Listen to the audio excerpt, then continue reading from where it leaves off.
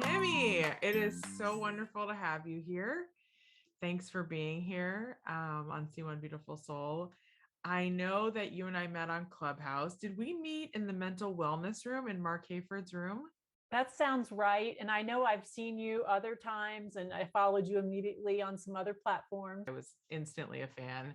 And I love your Instagram title. Tell us about that. Where does worth the war come from when you are so not a litigious person? Like when you start to hear our listeners will hear you speak, they'll be like, she's so peaceful. Why is her Instagram handle worth the war? So tell us where that came from.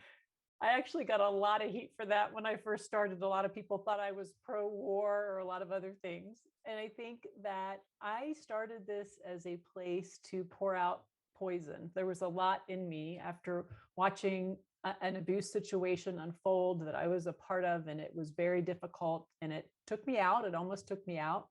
And so a few years into really trying to get my mental health back, what I realized was a lot of it boiled down to, I thought that there was a lot of things that were happening that were hurting people, leaving them vulnerable. So the idea is, and I actually have, because unfortunately in social media, you don't really own anything. I have other accounts, and one of them, the other accounts is called Love is Worth the War. And that's not my personal, like, where my focus is, which is on the main account. But the reason that I called it that is that I believe it's a fight that we need to have when it comes to, we are sending people out into a world and we're seeing them be wounded at very high numbers, and we're just standing back and watching. And I don't think as humans, we want to be a part of that. We've done that before many times as humans. I think it's time for us to realize we're getting to a point where we should be able to identify that wounding of other people, even if we think that they are somehow not on the right path that we want them to be on, it's just never going to be okay. It's never going to work for us. Wow, I already have tears forming in my eyes. Uh, I think that, there's a lot of bully training in schools now for the last 10, 20 years. And as a teacher who's worked at over 100 schools and camps and run programs and after school programs and mindfulness programs and creativity programs, I've noticed that, this whole idea of a bystander is shifting. And what I mean by that is, in bully training, and I know all the educators just perked up who are listening. They're like, yeah, we know what that is, right? You have the bully, you have the person who is the victim or the survivor, depending on where you're learning about this. And then you have the bystanders, everyone who's watching. And, not to get political, I really try very hard not to use politics on this platform whatsoever. I would like to talk about spirit over politics, and I know you do too, which is why I'm having you here today. I'm so happy to have you. It's so great when you have someone who's so like-minded that you're like, oh, I know what you're gonna say. I feel the same. And to me, I'm so glad. To me, Worth the War, and every time I see it come up in my feed, it's a reminder that, that idea that if you don't stand for anything or stand for something, you'll fall for anything. And this week happens to be like the second or third week. I'm not really paying attention of the Johnny Depp Amber Heard trial. And, if you're just even watching the clips, you notice that there are inconsistencies on both sides, and the world is watching. Like I can't help but look at the numbers, right? And like my podcast may have like a couple hundred views, right, on YouTube, and yet Amber, and I'm not saying that like everyone should know who I am or what we're talking about, but we have to me, the most mind altering conversations here, and heart, affirming conversations about how to literally change the world for the better, God willing. I hope it's my intention to do so. And these clips of like, making fun of Johnny Depp in the courtroom or making fun of Amber Heard and her testimony, and making them both look like idiots or making them both look so strong. They have multiple millions of views, for 30-second clips of making fun of them in some way. And my heart breaks because millions of people are bystanding. They're watching, they're taking time out of their day to listen to, who knows if it's real or not, testimony about this quote unquote abusive, potentially on both sides situation. And all I can think is, I hope people are listening with the right ears. Like, you know, we there's so much drug abuse talk in it. And I have a documentary about why do people smoke is the title of it. You can find it on YouTube. It's free. And it was in a film festival about recovery, and it got some acclaim. How I hope people are listening to the testimony of Johnny Depp and Amber, like just talking flippantly about drugs and drug use, and how it's the monster of the drugs. And it's like, I just hope people are saying to themselves, wow, drugs are bad, right? And I'm going to take this information in that I'm listening to, that everyone's listening to, and I'm going to stand up for it. And meanwhile, like the Ghislaine Maxwell trial, which was months ago, got absolutely no footage because it was a closed case. And meanwhile, like in that case, there was so much sexual abuse of multiple hundreds of people, whether they were working for Ghislaine and Jeffrey Epstein, or whether, they were just passing through as a customer. There was so many people bystanding, watching, helping, supporting this disgusting behavior. And that got no views whatsoever because we weren't allowed to watch it. And I'm not saying that we should. I probably could not have handled it. And I want to protect the innocent. And at the same time, it's just an interesting commentary on our society that because he's Captain Jack and, their celebrity marriage or divorce, it's like, oh, that is okay because it's just these two people or the few people they affected versus the hundreds and hundreds of people, in the other case. And we know nothing about it. So sorry to cut you off, but I hear you. That to me is a war. That to me it is a war. Many battles that we're losing because we're not fighting the war, which we'll get to in a second, which I really feel like is a spiritual war. So continue. I apologize. Well, no, don't apologize, because I think it's very germane. So if you think about what we're seeing victim blaming. One or both of them were abused. We were not there, right? And what we see happening, and nobody is sounding the alarm that I've heard, is that as a culture, we are glorifying victim blaming. We're making this seem like teams, which we've done politically, religiously, with racial issues. We for some reason, as humans, we seem to like to go on teams, and then anybody on the other team, whatever makes us human, they just pull it out. They're no longer human. And that's what I see when I see this response, right, to what's going on with this trial. And I think so. So what does that mean? So love is worth the war. It is worth fighting for. You cannot be a bystander in this war. You have to decide, what am I going to do? And for me, it was, I'm going to do everything I can to get this idea that I think is protective out into the world, which is what you're doing today with forgiveness. Because why? Because it changes people, because ideas can change people. We can help people. That's got to be it. And so sometimes I might go a month and kind of start to forget why I do what I do. And then you get a letter and you go, that's why I do what I do. Beautiful. And what was the word that got you to go, okay, I have to do this? What was that breaking point for you where you're like, I'm going to become an advocate for people who can't stand up for themselves or who aren't looking over here in the place that it's really important? What was that moment? For me, it was the moment that I realized, first of all, that if I was going to live, if I was going to survive, I needed to make, and I needed help from God to make beauty out of ashes, right?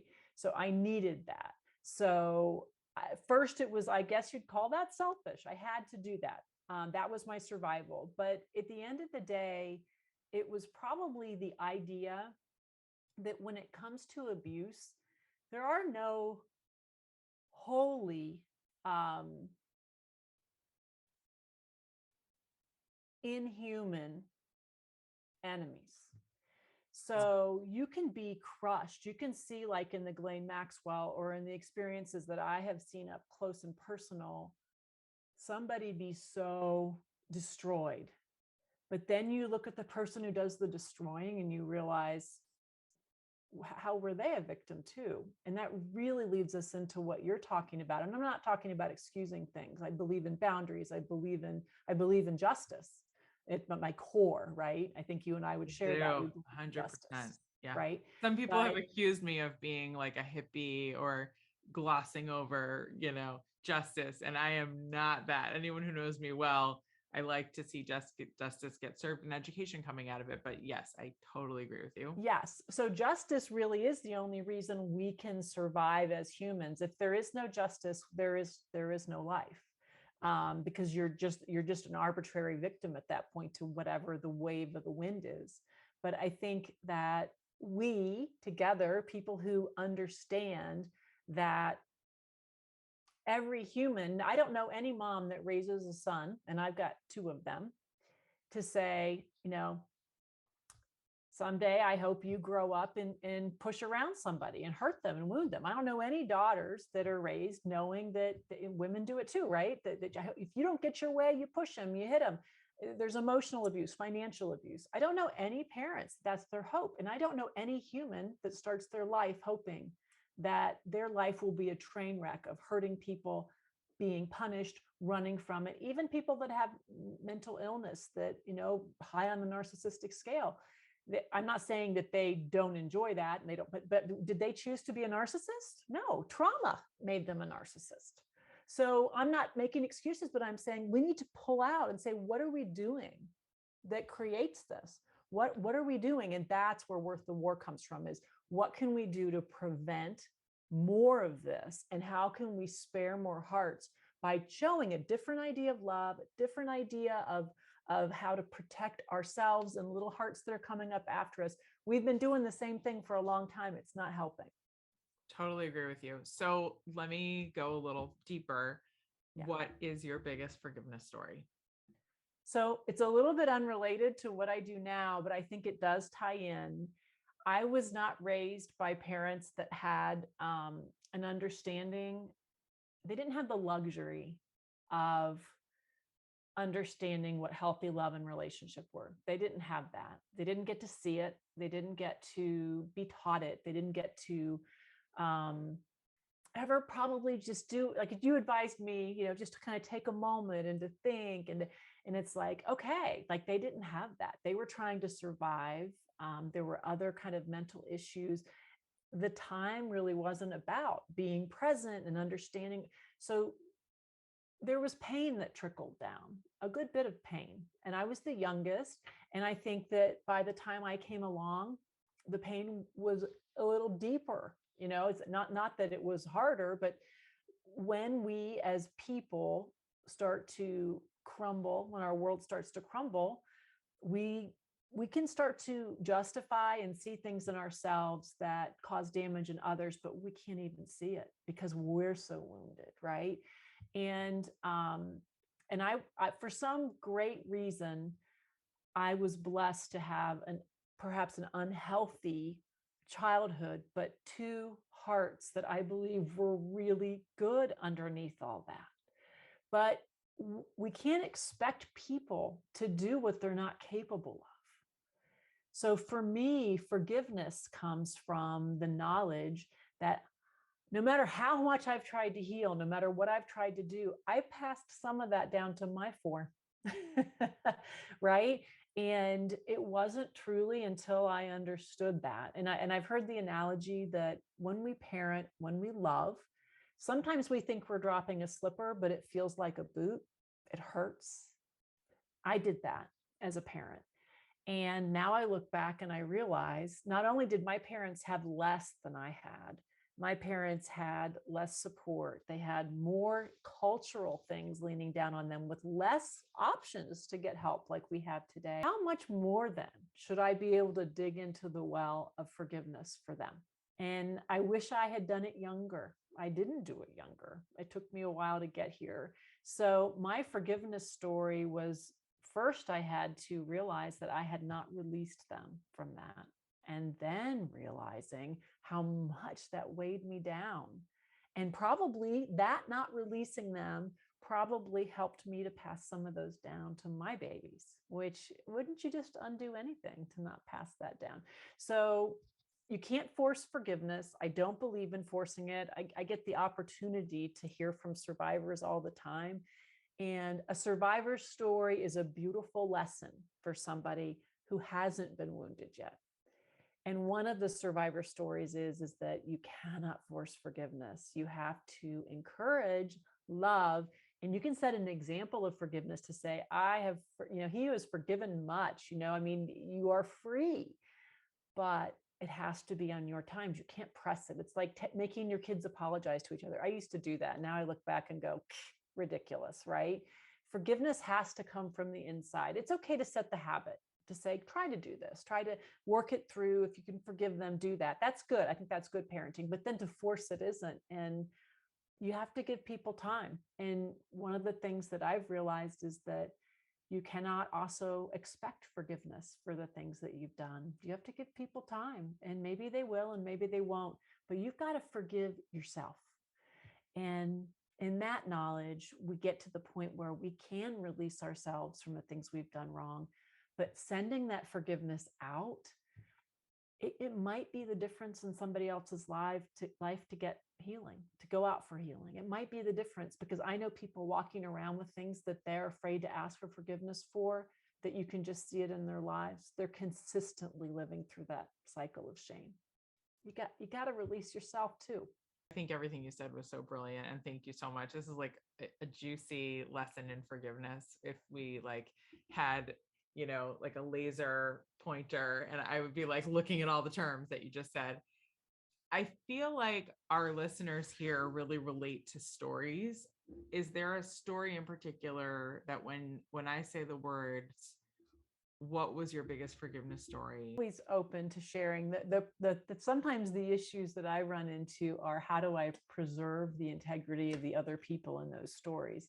But I'm happy to 100%. share. I think, right? I mean, you have to be careful, because not every story is our own story.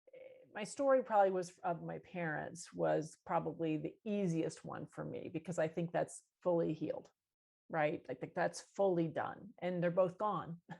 So, but I would say that the story that brought me to here is that somebody in my care, who I love more than myself, was abused right in front of me. And I didn't know it, because I didn't understand what narcissistic abuse looks like. And in doing that, and realizing that I read everything wrong, I've had to forgive a lot of myself and of the person and people that created that environment, because I fully understand now that until you understand what abuse looks like, you can't imagine the world that door opens. So when I started to have, I was in depression, I had suicidal ideation, I was in a lot of pain, because I had watched this unfold. I hadn't done what I should have done, which was to see and to hear and to understand things that I just didn't know. And I responded wrong on every level to this situation with this person that I loved so much. And I would be more detailed if I could go into more detail. But what it turned out was that I actually had brought this person closer and created more environments for abuse.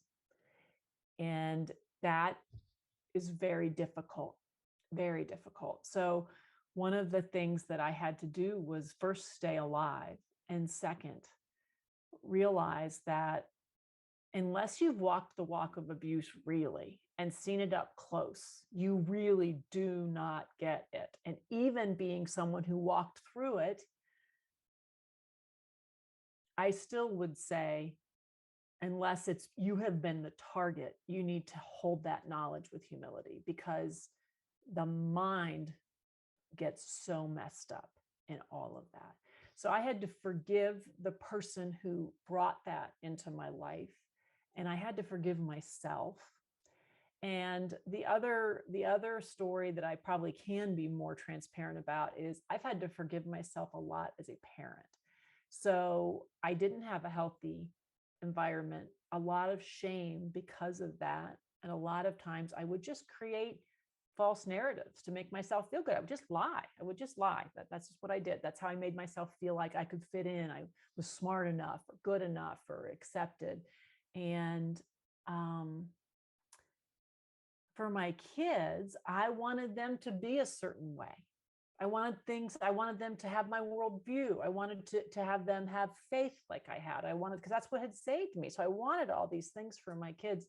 And I didn't do what I think parents do today, which I think is really important, which is to realize that our job is to nurture and to love and to build but I was more concerned about setting it up so they wouldn't be like me. And they would be more authentic and they'd be happier and peaceful and lighter. And I did the opposite by trying to give them not just choices, but give them a path. So that also has been a very agonizing path of forgiveness and self-forgiveness. So those are the two that strike me when you ask that question of, what are the things that forgiveness has taught you? Well, they first and foremost have taught me that you have to stay, you have to fight through it, and you cannot be afraid to look at what's ugly in here. Wow. And since you do have children, and it sounds like you are very passionate about teaching the future generation of how not to repeat mistakes of cycle of violence and things like that. What's one thing you wish that every young person knew today? Like one tool to living a life of pure freedom? So what this ties in beautifully to what Worth the War is, and sometimes I wonder if it comes off as well as it should, but I believe that the way we can spare hearts in the future is we can give in the hands of people, whether they've come out of abuse or they're never held hands with somebody before. And we can start at young ages, as we can give them a definition, a way of looking at love that closes the door to abuse and takes it out of the realm of something that hits us over a head, like a ball coming off a baseball field, and something that we choose. And I think that the way you define love will make a difference on whether or not you have power over your own heart. So in today's culture and in the culture now, obviously earlier on in culture, we looked at love as being a transaction, right? It was safety, security, marry the right person, the right socioeconomic, the right race, and I think it's good that we're kind of getting rid of that, right? But what we've lost is that when we brought romantic love in, which I'm all for, I love attraction, I love love. But if we don't give power to hearts to say, I choose who I love, when I love, how I love, why I love. And when I find someone else who believes the same, who doesn't believe it's something that happens to you, and I'll give you a short example. Think about how many movies you've watched where the main character did not want to love the person they loved. They were probably a bad guy in the beginning, right? Of course, they become amazing person by the end, because that's the way a movie has to end. This horrible person becomes great, even though they might have sexually assaulted you or whatever. We see this over and over. We see stalking behavior. We see manipulation. We see all of this. I actually did a couple videos on this. Just look at what we see in our culture, what kind of lyrics we're listening to. We're teaching a lesson that love happens to you.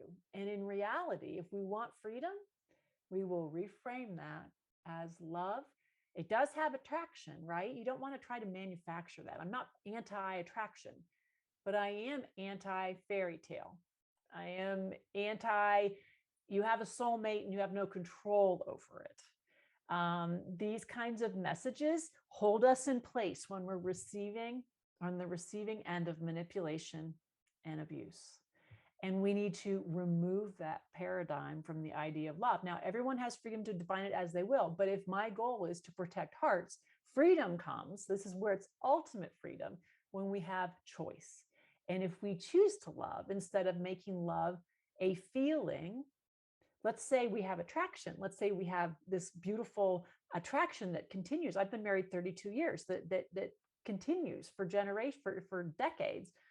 But you know what? I can promise you this. If you've made it as long as I have, there's going to be seasons when that attraction wanes because you know what? You're frustrated, you're tired, you lost your job, you've been diagnosed with cancer. You know, all these things have happened in our 30 years. And you look at it and go, if we're tied by this idea of feeling, I can just tell you that's about as good as tying us to our job by the fact that we're not going to have a bad day with our boss.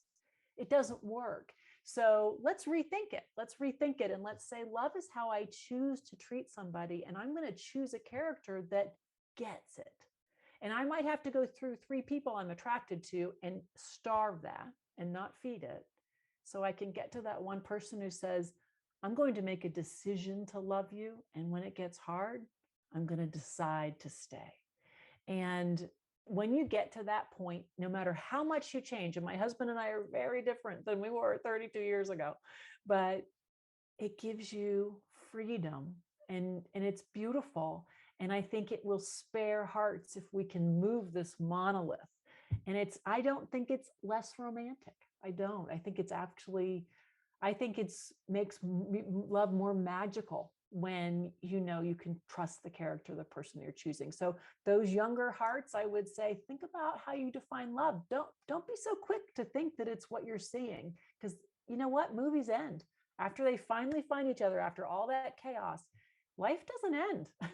Life keeps going. And do we think it really works out well? I would say if I lay the odds on most movie relationships, I'm going to put it 30% made it.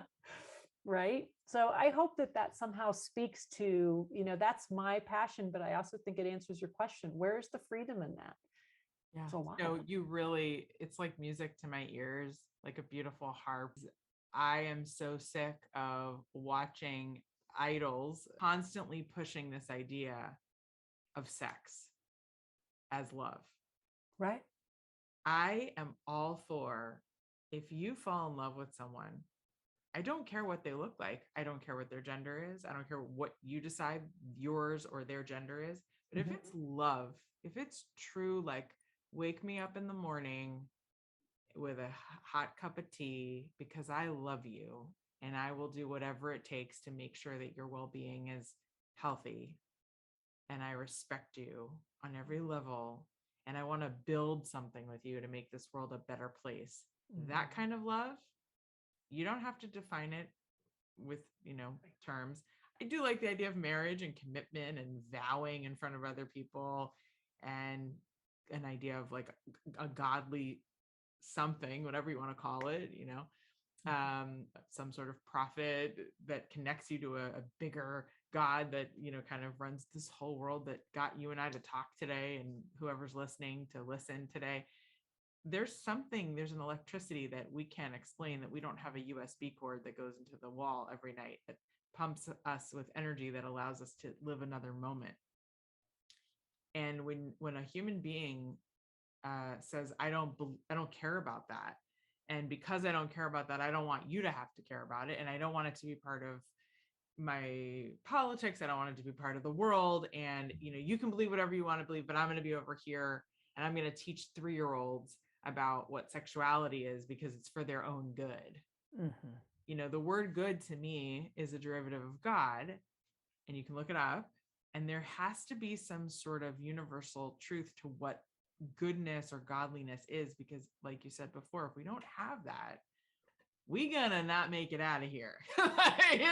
We're gonna kill everybody. So God forbid. So there has to be rule, there has to be regulation, there has to be some sort of common goal for what civil rights actually are, and the protection of, you get to practice your religion if you want to, and I'm going to protect those rights for you to do that, just like I would protect someone who hasn't found a religion yet, I would say, a spiritual practice yet, a community of spiritual belief yet.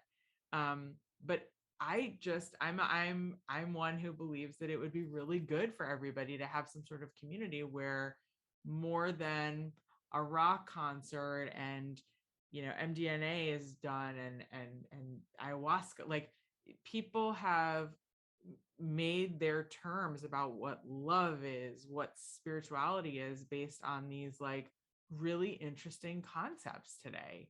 And it's so dangerous to me. And I can see the fabric of our society just melting away. And yet I also feel that the kind of conversation you and I are having right now, this powerful conversation about what is love, how do we define it, and how can we promote an unconditional love, yet a safety for people who want to explore what that means outside of the bounds of just attraction and sexuality, right? Right. How do we create that for everyone in a healthy way? I don't know if this conversation could have been held in maybe 1980 or even in the 90s in the same way. It's almost like I keep finding this beautiful awareness that's happening now with friends of mine from all sides of the political spectrum, from all religions, where we're going, yeah, let's get back to that, because I feel like the world is losing it. And it's so I like beautiful. that. Yeah. I So like what you're saying. yeah, let's I talk think about we all have a worldview. This is how I say the same thing. We all have a worldview.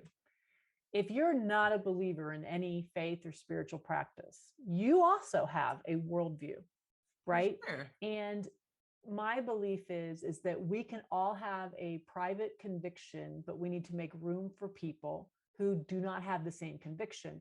And what I sadly see when you talk about the tearing of the fabric of culture and the lack of freedom is that if we do not have an objective idea of what it means to be human and to care for each other, we will feel comfortable and will justify treating humans who do not agree with us as less than human. And there is no historical precedent that tells us that will not happen.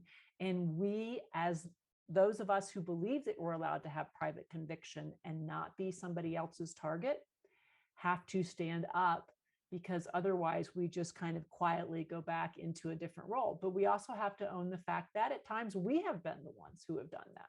So at the end of all of it, freedom for all has to be for all, not just the all we like. 100%. Yeah. Absolutely. And I think you're right. There definitely, along with everything I'm saying about the fabric of society being somewhat ruined in my eyes based on a lack of faith, there's lots of people who have, they're card carrying members of a particular faith that cause destruction all the time. I'm not saying, but I created this podcast because I wanted to give a voice to people like us who are believers. You're a proud Christian, I'm a proud Jew. We study a lot. And then we also take the time to study and appreciate and respect other faiths and sit with other people in their communities and say, oh, that's so interesting. This is similar to my thing. And this isn't similar, but I still respect it. And I love that you have that. And I love that you have such a passion for God. And there are multiple pathways to God and truth. And that just seems to get overlooked because of a few bad apples, or maybe more than a few, who are card carrying members of the faith that, we might belong to. And it's sad, because I do see over and over again, like all the prophecies in, for instance, books of the prophets, in Judaism, it's like, it's happening again. People are kind of veering from Jewish law or Judeo-Christian or Islamic values. And look what happens. Ooh, we're losing that part of society. So I think that one of the things that I actually find is that, first of all, the reason I got so excited is I've been studying about the Exodus, and I've been studying what the actual, what the numbers really look like. So that to me was fascinating. But I think that here's what I say to that, and I'll share it. And I don't know if this will even be something you'll put into your podcast, but I think it's important when people start to feel comfortable saying that people of faith are dangerous and create all these problems. I first of all say, I think we need to own what we've done, right? We need to own all of it, whatever's been done. But one thing I don't think people realize that I think we need to be more forthcoming with is that of all war and genocide in human history, 93% of it was done by people, by secular governments and individuals. So we're talking 7%. Now, I'm not saying we should feel good about 7%. Don't get me wrong. But what I am saying is we need to speak truth to the idea that having a religious conviction is somehow dangerous to human society. And I think one of the ways we do that is by being able to say, listen, I can see that, for instance, what's going on today, like, I can understand that you think that because I have a conviction, somehow I'm opposing your right to choose. But then at the same time, do we have respect that we maybe define things very differently? Am I really trying to legislate anyone else's? What am I doing actually? So definitions matter. Philosophical ideas of what it means to be tolerant matters. And quite frankly, history matters. As religious people, we simply don't have the blood on our hands that secular administrations and individuals do. We just don't. It doesn't even come close. So when people want to feel comfortable, I think we need to be more informed. I think I see a lot of people just shrinking, and it's sad because if we're going to fight for their right to have their personal convictions, we need to be able to stand up for ours. 100%. And I like the fact that I can rely on some of my very polite Judeo-Christian friends who are like, yeah, that's not worth the war in this moment. For instance, I saw a video yesterday of a girl wearing a t-shirt that said I had 21 abortions and I'm proud of it. And, I am pro-choice. The Torah is actually pro-choice in certain very nuanced situations.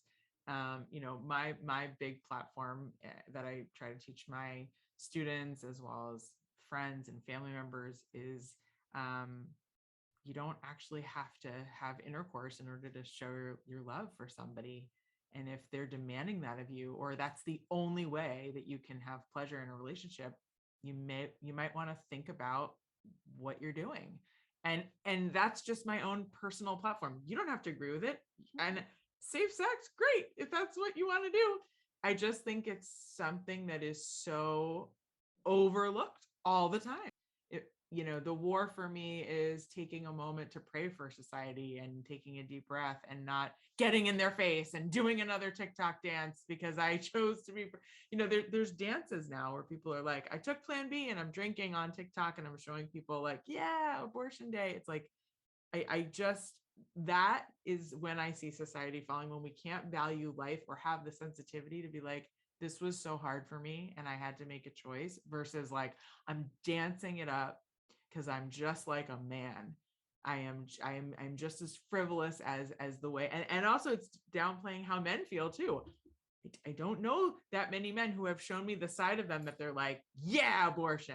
I just don't know that many men who feel that way or are so frivolous about sex that they would dance to know that, I know lack of humanity. And I think that I have a dear friend that has been diagnosed with what will probably end up being at some point a terminal, it very debilitating disease.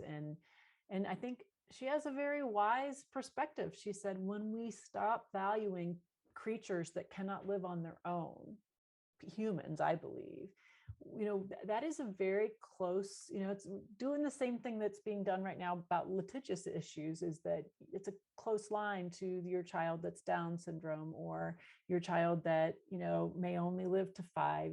And she's had 5 kids and she's a wonderful woman. And she said, what is that now? Because this is happening, I do not have value. And I think that we need to realize is that the ramifications of these kinds of thoughts of rejoicing in what we call choice actually means that we have to redefine a creature that has a different DNA than its host, that is a standalone different. What does that mean for a toddler? If they can't live on their own, what can that mean for an infant? So we need to really kind of step back and say, let's just forget about how we define life. How do we think about what it means to be human? What do we think about that, right? Are we going to rejoice in these things? So we need to have grace. We need to understand, but that's probably one of the reasons that I'm not as kind as you. Is right now I don't go back mean. And I do believe that I'm required to, and I just love your heart, I'm required to love in a way that that exemplifies my belief system. But truth is loving too. And I will defend the idea that it isn't God that that has harmed humans. It's been humans and greed that have harmed humans. So if we wanted to actually do some good, we would all band together and fight that.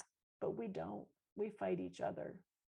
I'm okay. I'm just crying because what you're saying right now reminded me of, which is why I try to make beautiful things like this podcast to Right. create learning opportunities for people like me who may have come from pain, so much pain.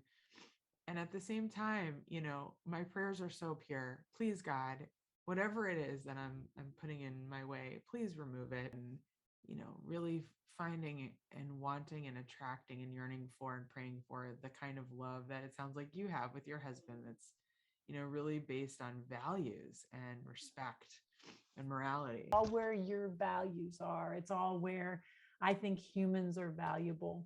And I don't think that if they're inconvenient, they're not. To your heart, I will say, because I hear what you said. You said, I might have something in me that has stopped me finding my soulmate. It might be the opposite. Maybe you hold something so precious that you haven't found someone who could see that the way it deserved to be seen. And singleness is much preferable to ever settling. Oh, thank you. So I think that, when you start to think, is there something that's not healed? Something is not, I don't think, I mean, yes, if you're not healed, but if you've done the hard work of healing because you believe in God, we have to believe that every single thing he does is working out this beautiful story for you, just like he did for your people for generations, just to bring about certain things. Oh my God, I did not expect for you to give me, in Hebrew we would say chizuk, such a strengthening.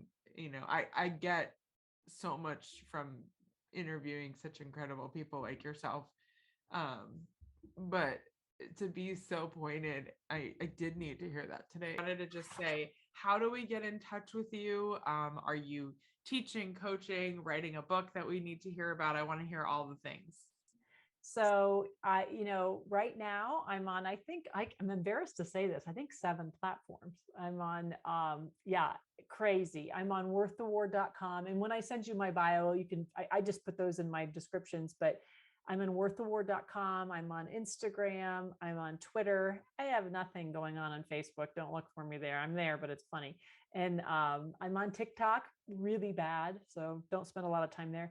I started a podcast and I'm on YouTube. And I'm working on a book, believe it or not, this will be the second one, but I think that when it comes right down to it, my hope is to get people to join the community so we could change the way we approach these things. So I think the more tentacles I put out, the more chances that I find people like you that we can do better with the ideas of love and relationship. Great. And we can find all of that at worththewar.com. You can find it worththewar.com. You can find it in my Instagram. I have under my bio under Worth the War, I have a link that connects to almost all of them. So yeah, I'm pretty easy to find. So if you think we can do better, join our community. Awesome. Well, it was so wonderful to speak with you today. And I know that all my listeners are going to be like, oh, I'm going to follow her on Instagram. She has a lot of good stuff to say.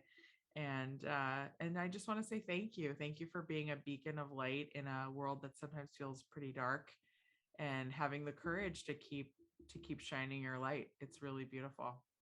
You too, sweetheart. I'm really glad that I've gotten to meet you. It's been a joy. I knew I liked you immediately, so I was absolutely right. Oh, same.